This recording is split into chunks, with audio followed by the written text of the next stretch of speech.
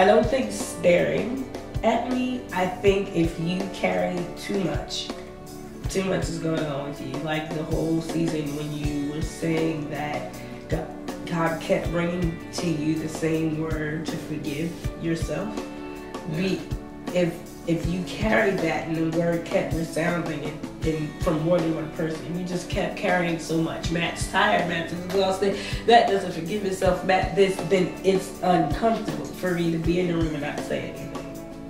That just like you would say, staring at someone like that, it's too much. It's almost like, no, I'm gonna have to say something because this is too much. So have you met people like that?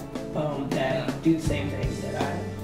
No, just like where they're harboring. I mean, I'm not harboring stuff. At least not anymore. You No, know, now that I actually had that encounter, like I forgot on Facebook, I'm good now. But Right. have you met people that you knew like they're just it's equivalent to watching someone carry a trash bag, Absolutely. and no one else sees them carrying a trash bag except you. Absolutely. No one smells the trash. They look fine. Except you. Yeah.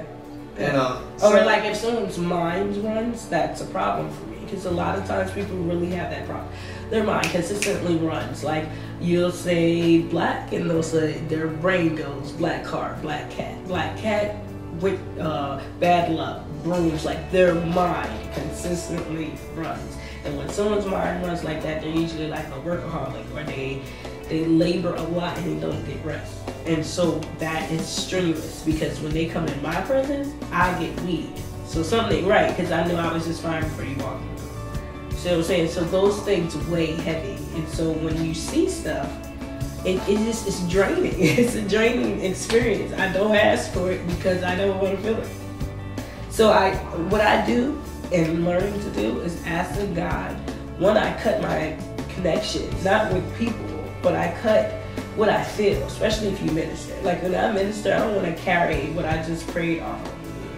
You know what I mean, or something like that. So I have to do that when I go to the malls or Walmart. I have to do it every time I go to Walmart because Walmart is full.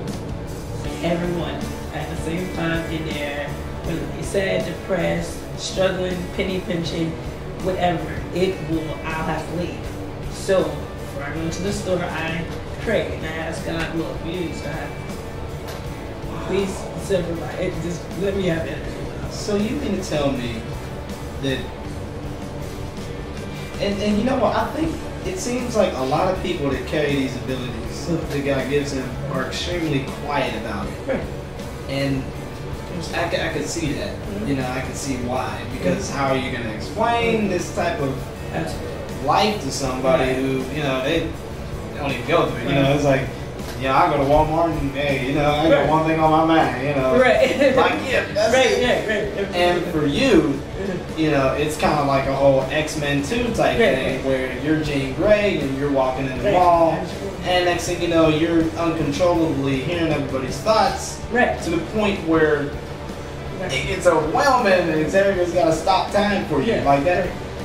That is truly, you know, I have empathy for you, you know, and I just wanted to say that, you know, please, you know, whatever you do, you know, definitely I'll be praying that you'll find a way to block that. The reason why I say that is because, you know, we live in some really crappy times right now, and I can only imagine when you go through, you know, when you just want to go to the store and just, you know, get some sneakers or something, and you got to deal with, you know, the whole world who is worried about all types of stuff that, you know, it's like, it just seems like a lot of prophets or spiritual people just kind of just want peace, you know, but it seems like you guys are forced to have this certain, you know, connected relationship with the world, much like God has. You know, God can't ignore the world. You know what I mean? And I guess it's the same thing when God put that piece of Himself in you. You know, it seems like, you know, you guys can't do that either. But I guess since, you know, you guys are human, God does kind of, you know, cut you off. He gets you down. I just, man, I really want to say I really feel for you on that. And let me see. Okay, so I think that's pretty much it. Mm-hmm. I think my mind is pretty clear now. But look, I wanted to thank you for, you know, just sharing a piece of, you know, your gift and your life with me. You know what I mean?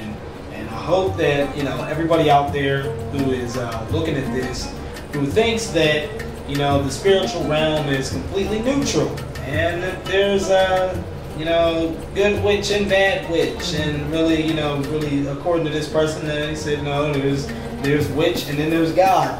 You know, there's God and then there's everything else. That there is no such thing as neutral. Whatever you want to do with this information, I hope it does definitely give you some clarity. Even the type of clarity that you don't even want to accept. You know, I would rather you guys have the truth about certain things. And hey, we're still learning. And so when these conversations continue, I hope you guys end up, you know, leaving more comments. Send me some emails at ssoreal@gmail.com and let me know your thoughts.